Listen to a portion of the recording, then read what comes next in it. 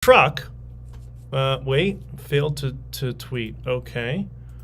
All right. Well, whatever. Are we live right now? Oh, I see. There's people in the comments. I think that means we're live. Yeah. So I was. This is the problem with live streaming from the truck. So yeah, I could, I guess, put a mic and set everything up in the truck and whatever. But just like when I was in Miami, look, I was in a house, I had internet, I had everything I needed, and then lo and behold, you try to prepare as much as possible, go through my checklists, and something always fails.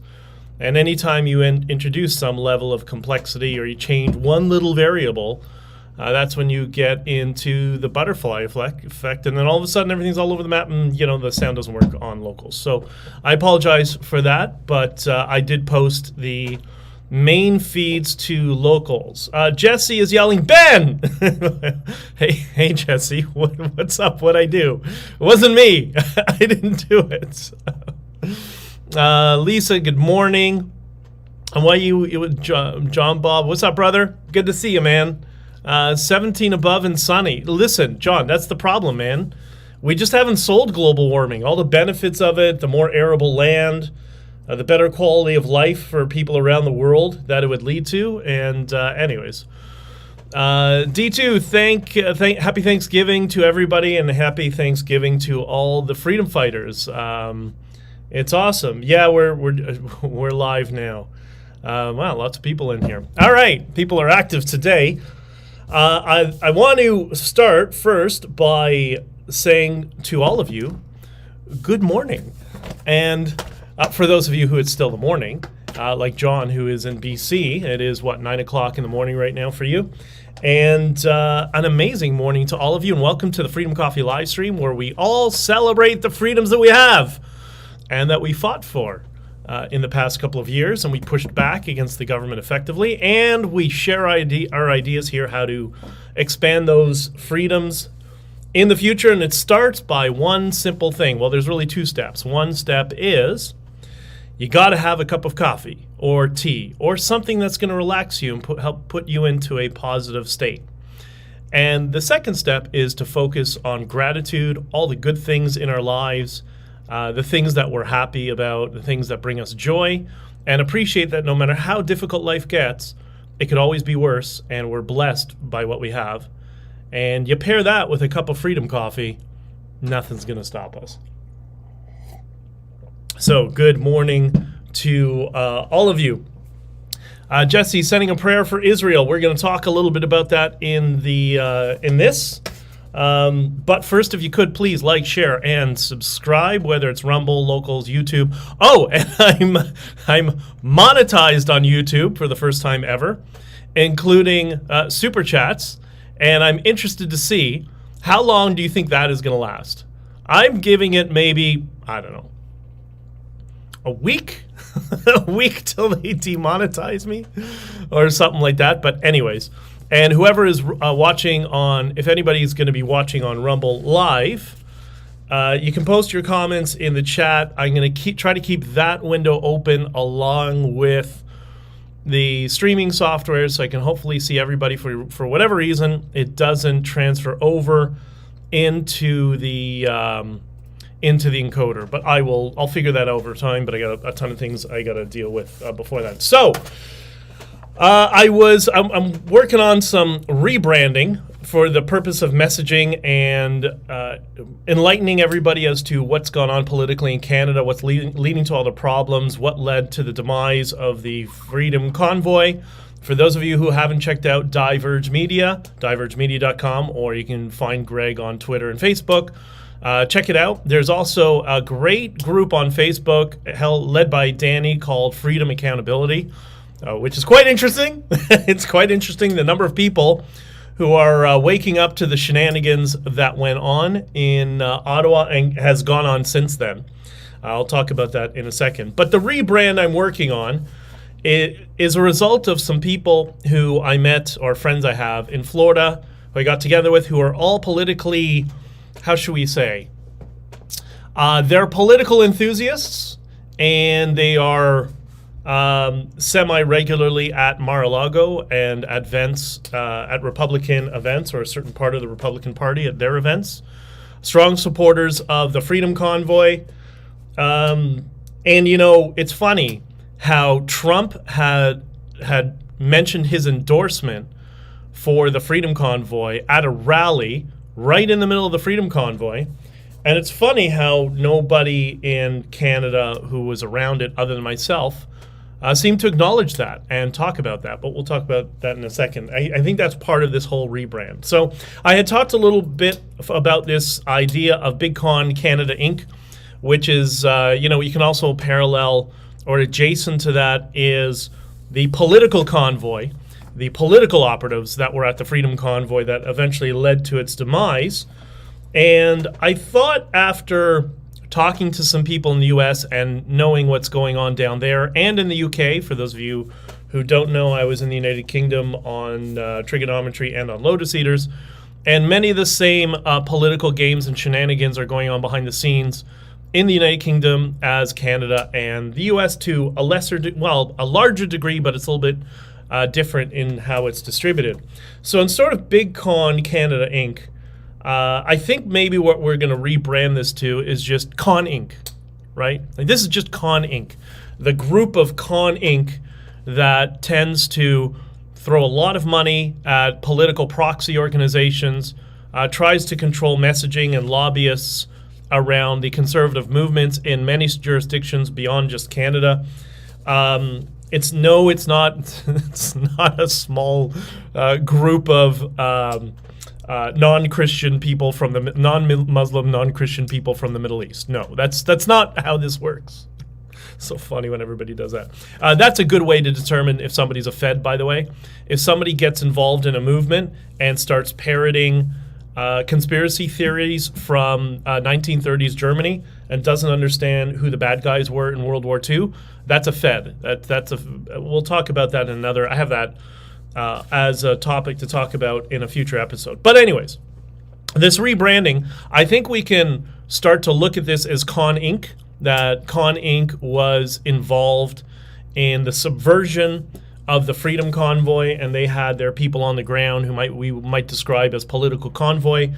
And more of that is going to come to light. So 2014 is going to be an amazing year. It's going to be an amazing year for truth, where people learn about some of the fascinating things that are going on. But what is Con Inc.? What's their primary goals? Well, I mean, there's many individual goals, but in terms of on-the-ground tactics and activism, one is always control the messaging, no matter what. And if you've been a candidate, you've been involved in politics, they're always obsessed with controlling the messages. And the other thing they do, especially in the case of things like Con Inc., the proxy organizations on the ground, is kind of, we do all the work and they take all the credit and then sabotage everybody and then fundraise around it to capture all the money. And that's really parallel to what you've seen, what's gone on with the Freedom Convoy. And, they pump everybody for donations. And they pump people for donations for two reasons. You notice there's still a push for donations for freedom groups. Donate to this, donate to that. And you notice, much like the Soros organizations, they always have the same branding. They have the same signs as they have on their shirts and whatever. Like, everything is cohesive, almost like a corporation is behind it. And they do that for two reasons. To pump you for as many donations as possible, but two, to exhaust donations from people who would donate to similar causes.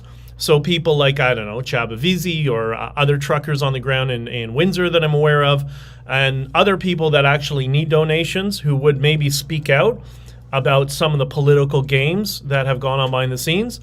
It prevents them from also getting donations. So they're targeting you for two reasons. So because somebody asked me yesterday, why do all these freedom groups keep trying to, elicit donations? What for? Like, what are they doing? It's like, well, because not only do they want to capture donations for themselves, but they want to make sure that people that actually need donations in this whole sphere won't achieve them. So that's why they do. So anyways, that's Con Inc., I think, is what we're going to describe to Con Inc., and then maybe like a small committee, because they all love committees. They want committees for every decision. The smaller one would maybe be Political Convoy. That's the group attached to Con Inc. that subverted the Freedom Convoy. Now, the good news is I'll get into more of this in detail on another stream, but all the Con Inc. Freedom Convoy books are out. All three of them. They've all been released, and they're hysterical because if you've noticed, compared to one book, this book, we talk about Trudeau, and I talk about, Trudeau and the mandates and all that sort of stuff. Okay, fine. But the rest of it is all your stories. It's all the stories about Bitcoin, live in the shed, like what everybody was going through, how we unified some of the problems we were dealing with. But this doesn't focus on party politics, right? Because party politics is complete nonsense. But the other books, you'll notice, they're all about party politics. It's all about excusing the Conservative Party, for example, who was not on our side during the convoy, as much as they want to have it both ways, which is another tell that you're dealing with political people. But it's all about being apologists for the Conservatives. They say nothing about Doug Ford seeking an injunction to freeze our money in Give, Send, Go. They say nothing about Doug Ford working with Justin Trudeau, and that it was Doug Ford's police forces that came in and eventually mass arrested and beat the protesters. Those three convoy books don't. And they also they describe this thing as a deal. I call it selling out the truckers, which means going behind our backs and trying to, coalesce all the trucks into one particular area to make it easier for the police to come in and mass arrest the protesters, right? When the mood and behavior switched, which, we had a mood and behavior, all of us on the ground, peace, love, unity, and freedom, and you saw some political activists come in and start to paint a completely different set of mood and behavior. The government is destroying us, your freedom is at risk, come to protest, or you'll have nothing left, which is the opposite of peace, love, unity, and freedom. And that's why I lost my temper on one of them, because, that month or so I've been building up all this kind of goodwill amongst the law enforcement and the mood and behavior we needed. They just, that completely sabotaged. And I know that because I was talking to police officers through text who were supportive of us in other jurisdictions, and explained that to me. We're talking, there's a lot more behind the scenes that was going on. We'll talk more about that. Anyways, so why do I bring this up? Because one of the third of the Con Inc., aka Political Convoy books, came out, and it's by a guy named Hurtlocker Tom, and it's very fascinating because everybody's been, I'm not reading it, I haven't bought that, but people are sending me pages, sending me excerpts saying, oh my God, look at this, everything you said was right. And I'm like, yeah. And I'm getting a lot of messages like that. And it's fascinating. Like, I knew he was an airhead when we were in Ottawa. Shit for Brains would be an improvement. But, when you write a book and you out yourself as the person who sold out the truckers and condensed them into one area, which made it easier for the police to arrest you, for the police to arrest us, that is a special kind of stupidity and incompetence. So now you can understand the kind of nonsense I was around, the kind of stupid ideas that were thrown out constantly. Like, it was a double facepalm quite frequently in Ottawa. So anyways, that new book is fascinating. I love to see people out themselves and shoot themselves in the foot and identify themselves as the villain who sabotaged the convoy. And, I hate the expression. Let me find another expression. Be aware of the fact that these people were working for other people. You know who they're working for? Jesse, do you know who they were working for? They're working for Con Inc. All of them.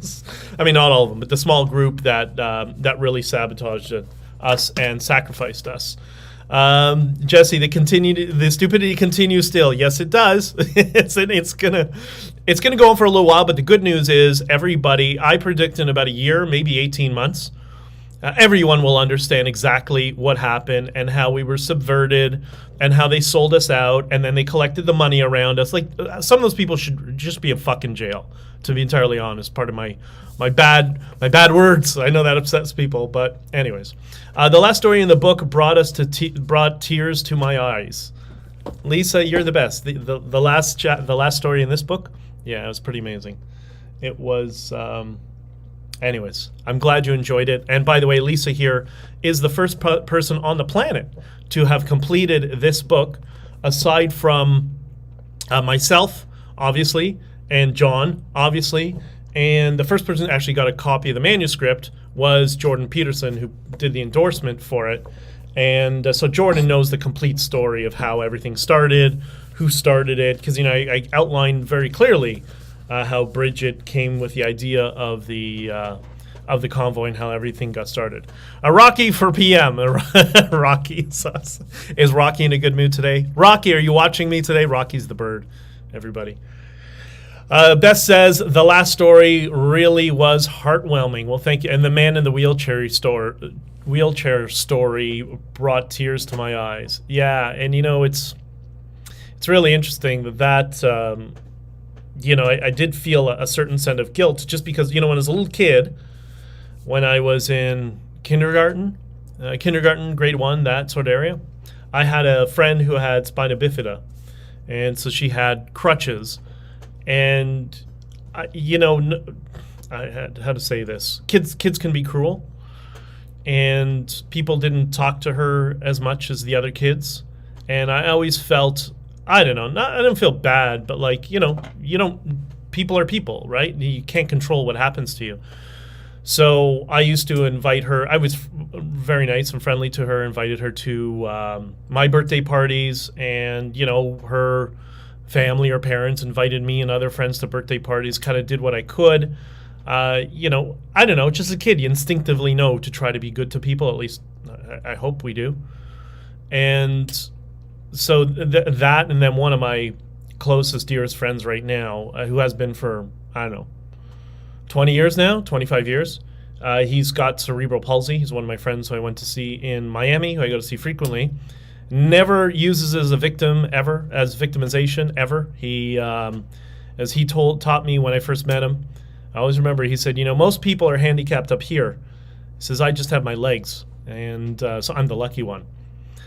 So yeah, and that's why when I saw that story in the book, The Man with the Wheelchair, that, I don't know if that affected me more than other people, but it just felt such a sense of guilt, because I see the struggles, that my friend goes through on a daily basis, even though he never complains about it and, all that sort of stuff. It just kind of, anyways. But I'm glad you loved it. Beth, thank you very much. So, back to the fool who outs himself in his own book.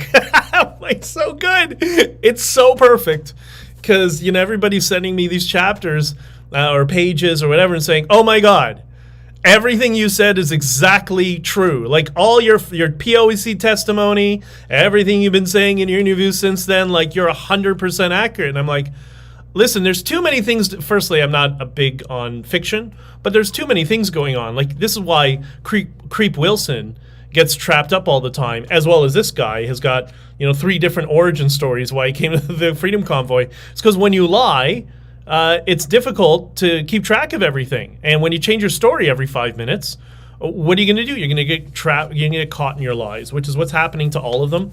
So another year of this is going to be absolutely fascinating. And that brings me to Brokenomics.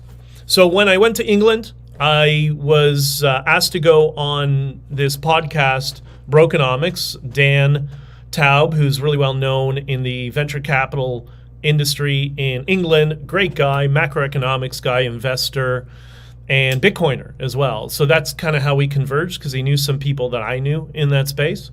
And he asked me to go on his show, Brokenomics, which is a macroeconomics or a finance, if you want to call podcasts, on the Lotus Eaters platform, so lotuseaters.com for all of their stuff.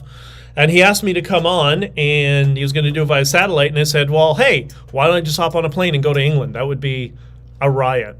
So went to England and was hosted on not only Brokenomics, but I also guest co-hosted on an episode of the Lotus Eaters, which is that episode I've posted a couple of times.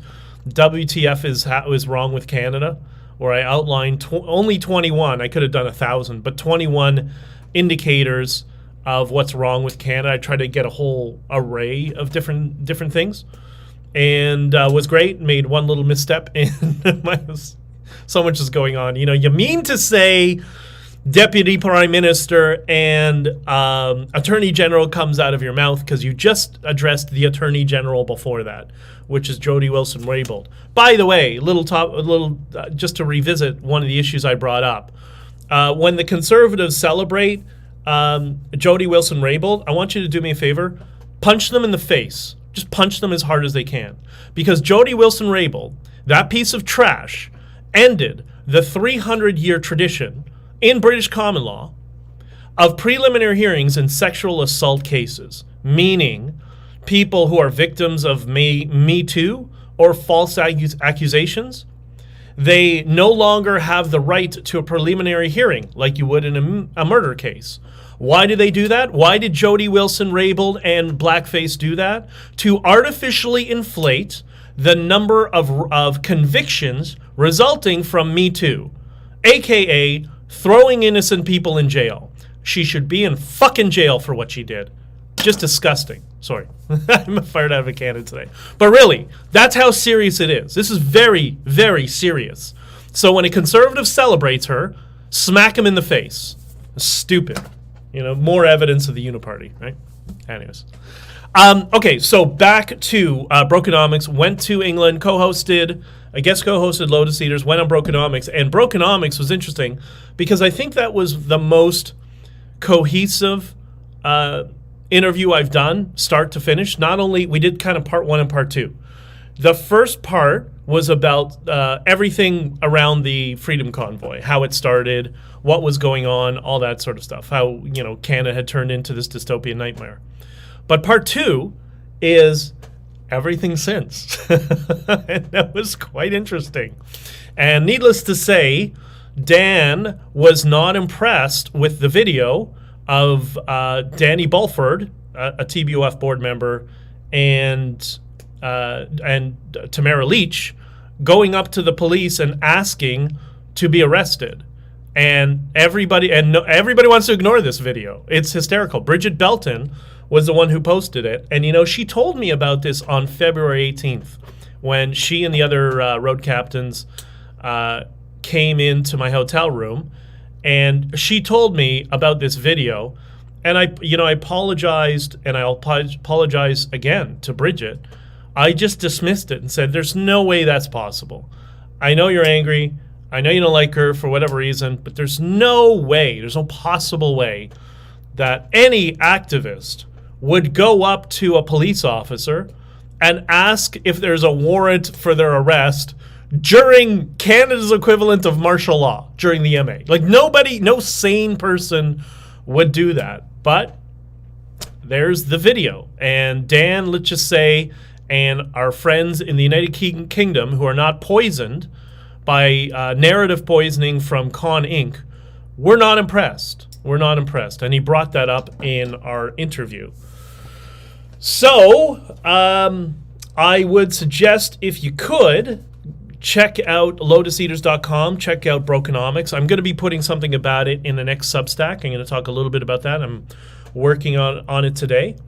And if you can, they have a new feature on Lotus Eaters. You can, because they're a paid platform. And look, I see how hard those guys are working. They've built their company on their own. They're not, sitting on bags of gold and money. They're a small business that's trying to navigate the world of censorship and tell everybody the truth. And they focus not just on the United Kingdom, but they focus on the world. So I think it's 5p or £5 a month to subscribe, or $5 or £5, something like that. Or you can buy episodes individually, and you can buy this episode now. It's a new feature that if you want to watch the 2.5 hour long interview and you don't want to subscribe to the Lotus Eaters yet, you can just buy that particular video interview, and watch it whenever you want and share it and all that sort of stuff. So I encourage you to do that. We got to help as many people on our side who are not part of Con Inc. or Political Convoy, who just want to get to the truth. And my hat's off to Dan for having me on and spending a few days with him and the other guys, and John and Josh and Stelios and the rest of them. And I actually did another one with them 4 days ago, whenever the day before I left Miami. They patched me in, and we did an episode of the Symposium, their philosophy podcast, and we discussed seduction, dating, and incels. And that was a really fun conversation. I don't think Andrew Tate is going to be happy with me, but what are you going to do? Anyways, all right. Wow, so many comments here. Avril, good. It's good to see you too, Avril. I hope you're well. My aunt is mentally handicapped, and we have always been close, so I was always friends with those with disabilities. Caused a lot of fights in school for me, but I regret nothing. Exactly. Well done. And I couldn't agree with you more. There are, my particular friend, he is, I don't know, he's got to be one of the smartest people I've ever met.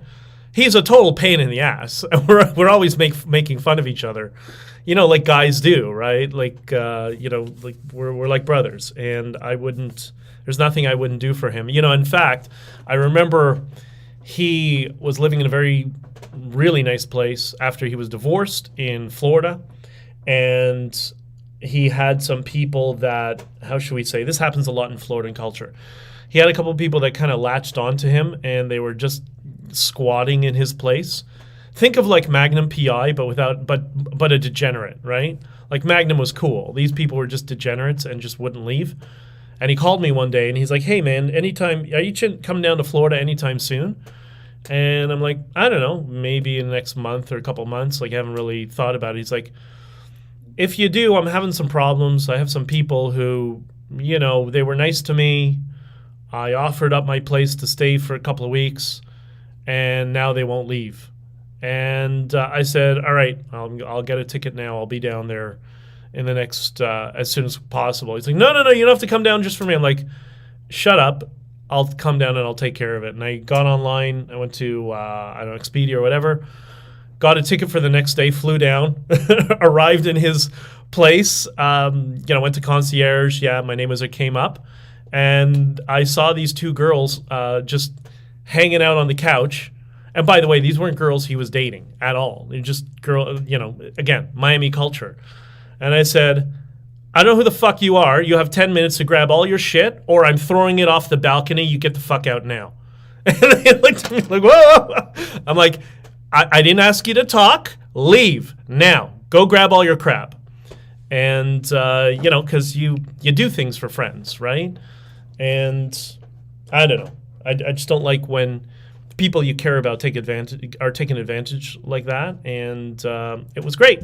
So Andrew Tate is, wait, there's a heart here. Andrew Tate is a happy person to start with. Is not a happy person to start with. Well, he's fake. That's why. He's a complete fraud. We'll talk about that another time. Okay, mildly related to Imam Tate. Hamas is in the news. I just bring this up because it's trending on Twitter, and there's so much confusion around people who don't have access to real media, so I figured I'd just kind of bring this up. So Hamas was elected, I guess you might say, and in control of the Gaza Strip. And very interesting. So Hamas is a terrorist group. And you know who is a big supporter of Hamas?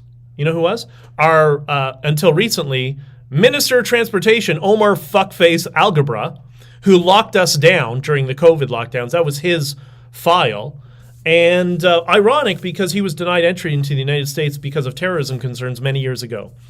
Because he was a supporter of Hamas. So, Hamas is in the news again. And Hamas was apparently elected in 2006. And they are now 17 years into a 4-year term. That is amazing. The fact that you can hang on to power for 17 years And with a mandate for 4 years, that is a special kind of banana republic fuckery, if you will. Like, wow. And anyways, the short version of all of this for everybody, this Hamas, PLO, Islamic Liberation Fund, all these garbage affiliates, that's the original woke mob, by the way. It's all victimization narrative. It's all woke bullshit. That's where this comes from. They're masters of propaganda. And, Hassan al-Banna, I think, is the one who founded the Muslim Brotherhood, which is tied to all these groups. He famously said, one election, one time. One election, one time. Well, 17 years into a 4-year term, that sounds like one election, one time for me. And this is just another example we're seeing on the global stage of kind of the red-green alliance, how they'll play off one another. The red being the Chinese CCP, the green being the Islamists on the other side. Those of you know who I produced the Quiggin Report for a few years, which discussed this sort of stuff. Learned a lot about it. Knew quite a bit before that, but really learned a lot. And that's how this whole system works. And that's why you see the propaganda around it. That's why it's all trending all over Twitter, because all they do is propaganda, right? And Ben, the bedroom bouncer. Well, not if she's cute enough. What are you? I'm just kidding. Listen. What's it called? Awesome BJ do go live every Saturday, Scott. I try to. I can't always, but I'm trying to make Saturday the day that I go online, and then the rest of the week is just is additional opportunities to talk to everybody. The problem is because right now I have, all my platforms, Substack and all that sort of stuff, all the interviews that I'm doing. I have a startup as well that I'm involved in, which keeps me pretty busy, the little free time that I have. I have a bunch of podcasts I got to edit, and I'm trucking in between there, and I'm trying to keep the trucking down to I try to keep it down to 40 hours a week and then work the rest of the week, which gives me an 80 to 90 hour week. But because I've been away for so much, I got to keep the wheels turned and get caught up. So I'm going to be kind of living in the truck this month. So let's just say I try to make Saturday mornings the day. And if I'm available other days throughout the week, I'll do the live streams as well. It also depends on my dispatch. So if I get a dispatch that's pretty close, like something that's only, 6 hours away in the truck, then I can leave a little bit later in the day and then I can do a live stream. But that's not always the case. But I think there's going to be a lot of changes coming in the near future, and I may be able to do more live streams. So Hamas is shit. All this PLO nonsense is all crap. Anybody, and the general rules, anybody who's propping this stuff up tends to be aligned with an extremist group, Muslim Brotherhood, Hizb ut-Tahrir, whatever. Because as they determined many, many decades ago, they're going to use the fake Israel-Palestinian issue as a wedge to divide Western society, which is what they do. Again, woke supremacist garbage. Okay, well, that's all I'm going to say about it. We can move on from there. Just like all the parties in Canada. Julie, you mean the Uniparty? The Uniparty? You know what they hate? When I tell people, and I explain this in Brokenomics and also in the Lotus Eaters co-hosting, WTF is wrong with Canada.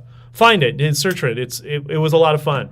But I explained that, they have the same problem in England. It's the same template that the deputy leader, rookie deputy leader of the Conservative Party, which is not supposed to happen. You don't have a rookie as deputy leader. That is like an unwritten rule. That's just like Justin Trudeau. When your polls are below 20%, you're supposed to quit. So they're both full of crap. But the deputy leader of the Conservative Party, a woke supremacist, I have a pet hate for her because she's off the cliff, off her rock left wing. And we had, butted heads in the past previously. But a woke supremacist who was a lobbyist for the firm representing Walmart to enforce lockdowns, to keep Walmart open and close small businesses. And the firm she worked for was co-founded by Justin Trudeau's chief of staff. That's your conservatives. They don't like when I say that. I'm sorry. There's that expression I love. Facts don't cease to exist because they're ignored. And, I know many of you will be voting for the Conservative Party. I'm going to be talking about all the parties. They're all garbage anyways. But I was in a space yesterday and I explained, there's conservatives who attack me. Oh, but because I don't engage in team play. But you know what? Somebody has to say it. I understand certain people are in team play or they might be involved and they don't want to say it themselves. But they know what I'm saying is right. So I don't mind being the big a-hole to say what everybody else knows is true while people on the inside try to kind of push the needle to make them be more conservative. Because they don't, you're going to get even more left-wing governments in power. That's how you end up with Doug Ford, who is more left-wing than Kathleen Wynne, but his rhetoric is right-wing, right? So if somebody doesn't point it out for people, then it's never going to change. And that's what I'm trying to do. And that also is to say that I'm sure in the next election you're going to get Pierre Poilievre in, and you're not going to have Trudeau anymore. We'll be beyond the blackface years. Is that a cure for everything? No. Will it slow things down? Yes. But that's the opportunity for leverage now that you have a guy who claims to be a conservative in power to put pressure on him to ensure he abides by his mandate and the Conservative Party policy guide on a conservative mandate. But it's not going to happen if nobody speaks up about crap on our side. Like I said in a previous stream, Scott talks about this a lot too, and he's right. It's easy to detect bullshit from your opposition, from the other side. But the valuable skill is being able to detect bullshit on your side and having the courage to speak up. Because if not, it just gets worse.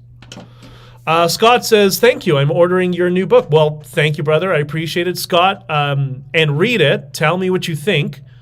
And post a review online. Because I like to get people's feedback. I like to understand what you think and your perspectives. And, if it had an impact on you. Lisa, I love the fact that it brought you to tears. I got to admit, I've heard that a lot from people, that there's a couple of stories that did that. And that's a reward in itself. I mean, it cost me a fortune to put this book together. But it was important that somebody would do a book that wasn't all apologetics for the corrupt political class. Dean French was only there because, he thought he'd help and blah, blah, blah. Like, you fucking lying bastards, all of them. They all screwed us. Con Inc. screwed us, and they write 3 books to try to make apologies for themselves and to defer responsibility to other people. And then they claim they're conservative. Bullshit artists. Anyways, I'm far out of the can today. Was a few weeks without a live, and I missed it. Yeah, Jesse, I'm sorry. It's just I wanted to do one in England, but I couldn't really get a good internet connection. I played with the idea. I was going to ask Lotus Eaters to maybe do it from their studio, but the studio was always busy running around and doing tons of things, so I couldn't do that. But maybe I'll do that next time I go there. Which little hint, but there are going to be lots of surprises in the future. Okay, I want to talk about the last thing. For those of you who are in the United States, you might always be confused that why Thanksgiving is in November. Why do the Canadians keep talking about Thanksgiving in the middle of October? That makes no sense, right? People are sending me. I'm on streaming. People are sending me text messages. Oh, okay, it's not going to come through. Sorry. So I do get this question a lot from American friends. I got them last year quite a bit, and so in Canada, because the difference in temperature from the southern U.S. or let's say Midwestern U.S. versus Canada, that we bring in the harvest a month earlier in Canada. So because of that, we have our Thanksgiving a month earlier. And now in the case of where I am in Ontario, it's very similar in climate to Pennsylvania, New York, all that sort of stuff. But it's more other parts of Canada west where the harvest comes in a little bit earlier.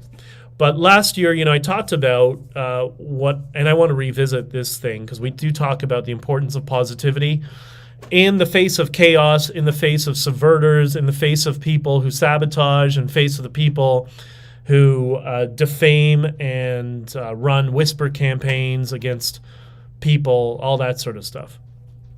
And I think it's so important because that's, if you want to look at it as a religious holiday or a holiday that stemmed from organized religion, that was organized religion's attempt, at least how I read it, to get people into a state of gratitude, to get people to appreciate what they have and to appreciate that no matter how difficult life becomes, we're all very fortunate in our way. You know, I talked about my friend earlier who's has cerebral palsy. His entire life's never been able to walk.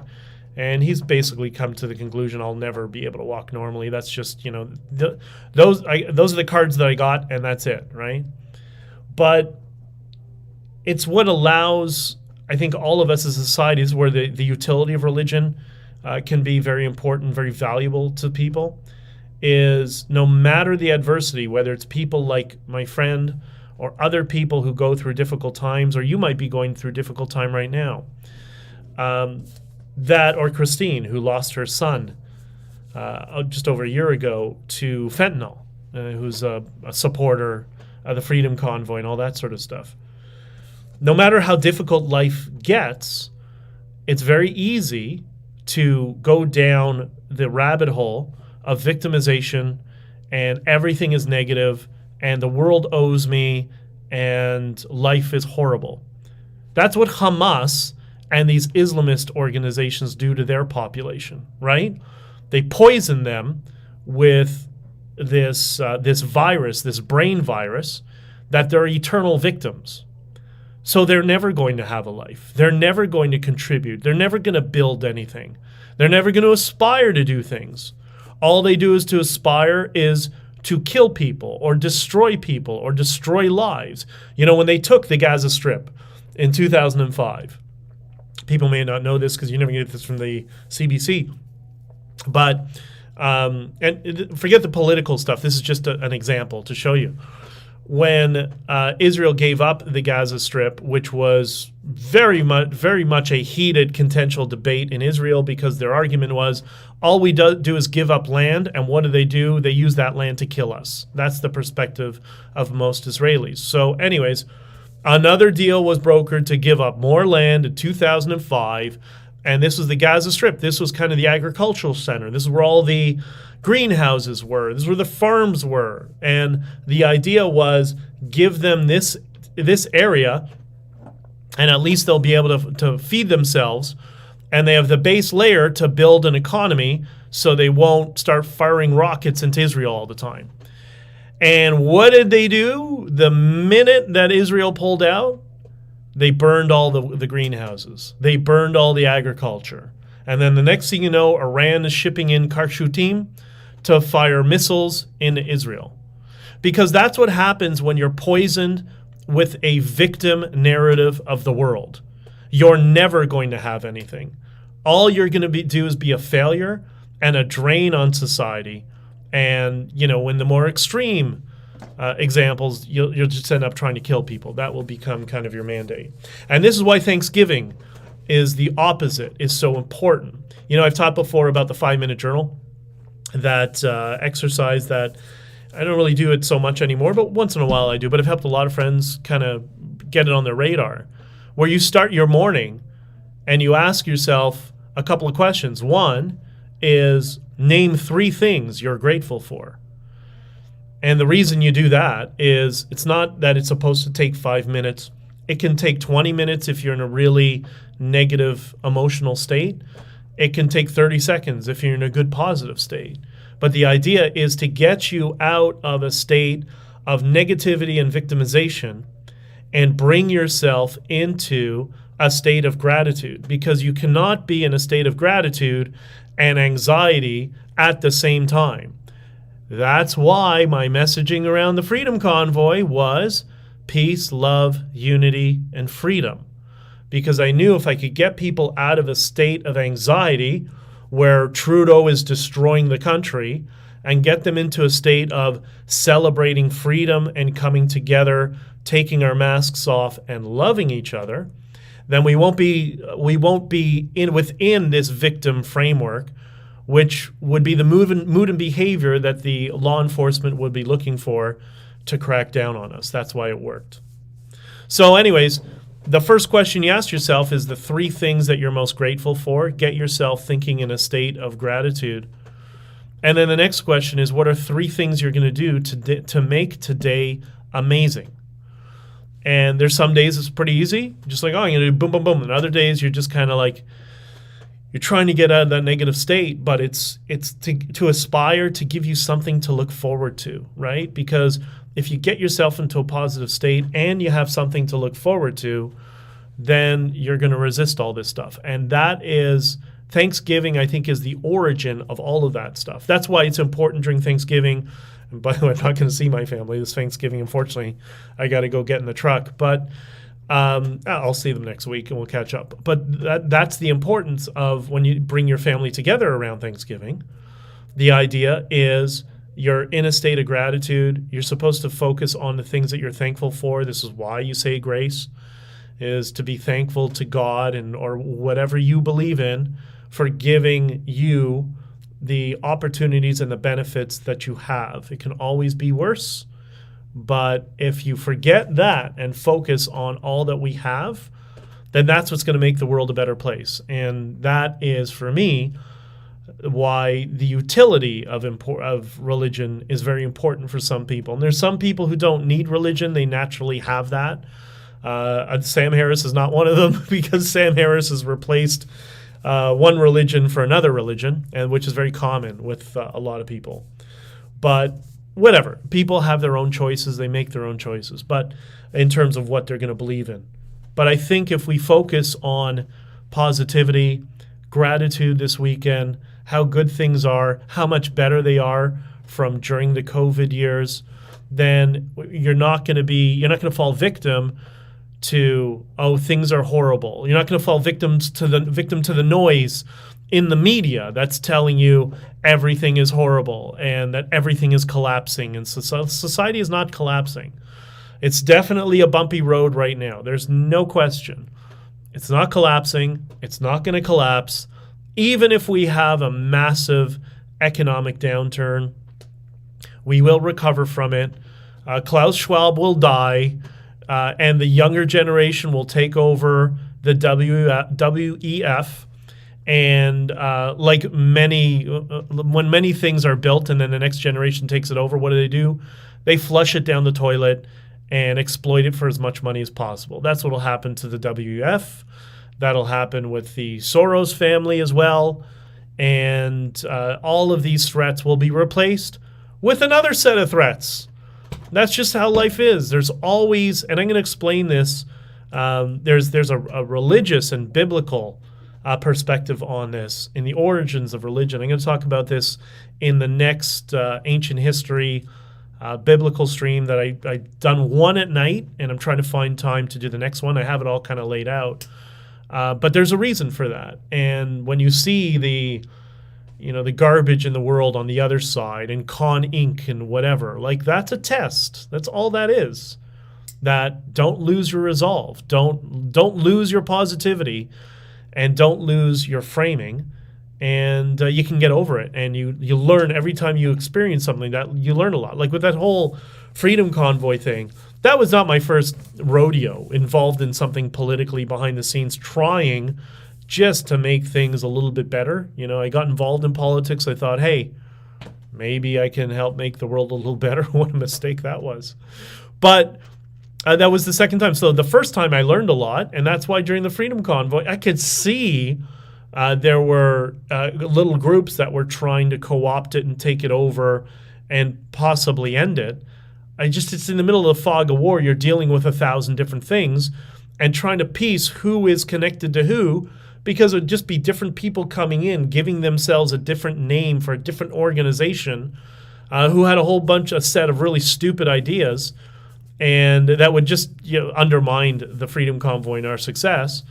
But it turns out they're all connected to the same group. Okay, well, now it all makes sense. And like anything else, follow the money. But I don't let that drag me into a state of negativity, what I do is I talk about it to inform all of you so we can prevent this from happening ever again. And that's part of the reason Diverge Media has done this deep dive for 10 months into all the circumstances around the Freedom Convoy, how it was sabotaged, the articles he's written, the stuff that he's about to come out with. He's got a ton of stuff he's been working on. Just because he wants to prevent this template from being used again in the future. And the way to do that is to help all of you understand how this all works, this structure of Big Con or Con Inc. works to brainwash all of you. And it fails in many times, but sometimes it works. But that is just to retain political control in one direction and to ensure you live in a state where you work for them, not they work for you, which is the way it's supposed to be. So I can give an example of drain on society. It's called taxes. Julie, you're preaching to the choir, right? The Bitcoiners would love you. That's how all the Bitcoiners, that's the perspective of all the Bitcoiners as well. And anyways, but back to the whole framing of Thanksgiving and positivity. I hope you make an effort to try to not only engage with your family during Thanksgiving, but all the political nonsense or differences you might have or whatever. This Thanksgiving, forget all of that. Just focus on your similarities and not your differences. Focus on gratitude if you're with your family. Focus on appreciating the time that you have with them. It'll really change the experience of what Thanksgiving is. I've been trying to do that with my family every time I see that every day. So that's why for me, Thanksgiving is really kind of no difference. I appreciate the time with them, friends and family, right? But if we all do that, then we're not going to be as suggestible through the propaganda wars and the negative chaos that they all try to poison us with and try to divide us with. The people who tried to divide us, you have to be aware of who they are and keep them as far away from you as possible. And that will allow the rest of us to unify, right? But anyways, Beth says, another ancient history biblical stream sounds fascinating. Looking forward to it. Yeah, I just got to find a weekend I can do it, and I got a couple of interviews lined up for the next couple of weeks too, and I'm leaving for El Salvador at, now 3 weeks from now, because I'm going to be speaking in El Salvador. So I'm going to try to squeeze it in before El Salvador if I can, and I got some other ideas of stuff that I've been working on, but it is what it is. I will be here. You're a busy man. I can't wait until you find a moment for it. I like to keep busy, right? But unfortunately, I wouldn't have talked about any of this stuff around the Freedom Convoy if they didn't sabotage us and cause all those people to get arrested and then bank money and exploit all of you for donations and then keep it for themselves and do the same thing again. That's when I'm like, okay, fuck this. I'm not letting this go on, right? I'm not going to allow all of you to be taken advantage of. It's got to be stopped. Alyssa, happy Thanksgiving. And don't forget gratitude and appreciate your family and your loved ones around you. And ignore politics at Thanksgiving this year if you can. There's really no need. I mean, everybody knows blackface is a moron. All of them, as I put in that stream, I did that quick little video from the truck stop the other night. I posted it online to remind everybody that when the Conservative Party is trying to throw the Liberal Party under the bus or vice versa, remember something. When they had that Waffen-SS Nazi in Parliament, which is a global embarrassment, they all clapped. All of them. They all clapped like idiot barking seals because that's what they are, right? So if you're looking for that to be your heroes to save you in the future, boy, you're looking in the wrong place. But there's a bunch of people outside of that who are trying to do their best to push them into the direction of being more moral. I think that's what will fix things over the long term, and it'll take a generation to do so. So I have lots of reasons to be streaming over the long term because of that, and I will do my best There's a lot of other people who do their best as well. For those of you who don't follow Daniel Boardman at Ranting for Canada on Twitter, he's been killing it in India, and Wyatt has participated as well. They've all been all over Indian legacy media talking about the Khalistani terrorist issue. That was the week of the Nazi gate, but a few days before. So first they had Khalistani terrorists, and then they had Waffen as Nazis. God, clown world. But yeah, Daniel and Wyatt have been doing great with their newspaper, the National Telegraph. They've been knocking it out of the park. And give them a follow, reach out to them, join them in Twitter Spaces, and because we've got to help the other voices that are on our side. That includes Dan from Lotus Eaters, who hosted me on Brokenomics. Check that out. As well as Constantine and Francis, who hosted me on Trigonometry. I think the last we checked, the episode is up to like 260,000 views, which is really good for them. I think it's quite good. And then they went on Joe Rogan, and Constantine mentioned me with Joe. So I really appreciate Constantine, you doing that. I sent him a message, and he was very gracious as well. So Alyssa says, follow Daniel and Wyatt of TNT. They are so good to see young people so involved. Yeah, exactly. So, and check out lotuseaters.com, which is run by Carl and the rest of them, Carl and Josh and Bo and Callum, and who am I missing? And Connor. And you know what's really good about them? They're a whole range of different worldviews, but they're all pro-free speech. They have a lot of common things. They focus on the things that they have in common. So Connor is, Vatican I, social conservative, right? Old school social conservative. I mentioned this the last stream. And then Stelios is like classical liberal, a former philosophy professor. Really like him too.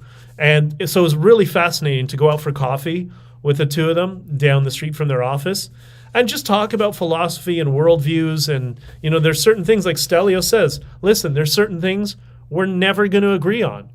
Okay, so we know we're not going to agree on that. Let's focus on the things we do agree on. And it was really a pleasure to see all of them and spend time. I look forward to seeing them again. Do they still have TDS? Who has TDS? Who has Ken? I'm not sure who has TDS. So you're talking about Daniel and Wyatt don't have TDS. They're pretty pro-Trump. Same for the guys at Lotus Eaters. Most people were pro-Trump. The differences are people that just wanted to avoid the harassment of saying it, and but now they see all the indictments and stuff. I posted something on Truth Social yesterday, which were the pictures I was taking driving through New York and Pennsylvania, showing the, showing all the signs that were pro-Trump. And my suggestion was it's starting to look a lot like 2016 again. Because that's exactly what's happening in 16. Ken says the trigonometry boys. You know what? That I don't know. We didn't get into that too much. I think they're definitely on the. You know what? That would be a good conversation to have with them, because there's a chance I might go back on with them sometime soon, sometime soon in 2024. If I do, you know what? I'll bring that up. Maybe we can make that a topic of conversation. That would be very interesting. So good idea, Ken. Let me see what I can do. But yeah, I don't know. But yeah, they were very much against Trump, I'm sure. But I think most people are starting to realize that it's just theater now at this point, that it is the uniparty that is controlling everything, run by groups of people with access to billions of dollars to manipulate all of us. Many of them have competing interests. That's why it's not like one group working together. But I'm going to do my best to expose it all for you, because I know a lot of what goes on behind the scenes. And I'll continue doing it here. And also, there is the Discord. There is a Honking for Freedom Discord right now. I've asked Tao, suggested we need to start opening it up, and maybe we'll do that in the near future. Substack is going to be up in, I hope, tomorrow. Tomorrow night is when I'm trying to have it up. There's another episode of Not on Record coming tomorrow night at 8 o'clock. The last one we talked about veterans who are subjected to Me Too in family court. It was quite fascinating. Predominantly in the United States was the example, because they had a a veteran from the U.S. military who joined. But that's coming. There's a lot of things coming. So I think that's what we can end it off with. If there's anything else. And Beth says, thank you. Have a good Thanksgiving. To ignore politics, I think I'll dig in my garden. I have some flowers to pull out and some bulbs to dig up. I can replant next year. Happy Thanksgiving. All right, so all of you have an amazing Thanksgiving and focus on positivity despite all the noise. We can celebrate the morons who out themselves in their own books. I think it's great. We'll talk more about this over the next year. And thank you all for your support. I posted a message earlier this morning. I maybe don't thank all of you enough, but I get so many comments and I read all the comments on YouTube and on all the social platforms. I can't always respond just because there's so much that comes in. I have so many emails I have to respond to going back weeks now of people, sending in comments. So I will do my best to respond to all of you, but I really do appreciate you. I really appreciate all of you who stuck by my side, as well as people like Diverge Media, who kind of gave me the opportunity to speak. And unlike Rebel News, who completely ignored all the factual evidence that was shown to them, Diverge Media did some digging and came back with the conclusion that, wow, everything you said was completely true. I said, I promised everybody from the beginning, nothing but truth, peace, love, and freedom, and some hope.